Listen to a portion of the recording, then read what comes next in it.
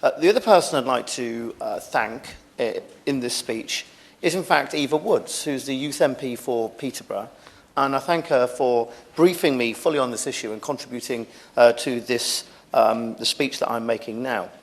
Unfortunately, violence against women and girls is widespread across the country, and Peterborough is not immune from this. Sexual harassment in schools and colleges was pointed out in the 2022 UK Youth Parliament elections as the top concern of Peterborough's young people. Eva received the testimonies of women and girls in the constituency's schools who on a daily basis receive sexualised comments and contacts intended to humiliate, intimidate and control. Across the UK, controlling of women though through this kind of behaviour is rife, and it's visible in Peterborough. One of the biggest employers of young people is the service industry, a sector in which enormous proportions of female staff report intimidation by customers and even employers. In public spaces, including Central Park in my constituency, women and girls report feeling unwelcome and unsafe as soon as darkness falls.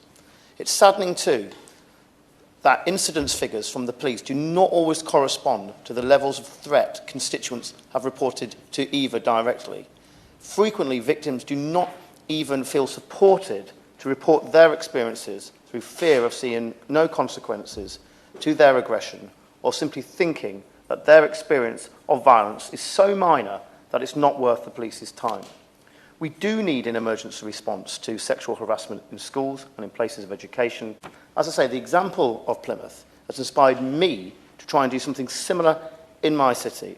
And in fact, I've already have 2 councillors in mind, and I've already texted them during this debate to see if they would be willing to get involved and chair a similar commission to the one that occurred in Plymouth.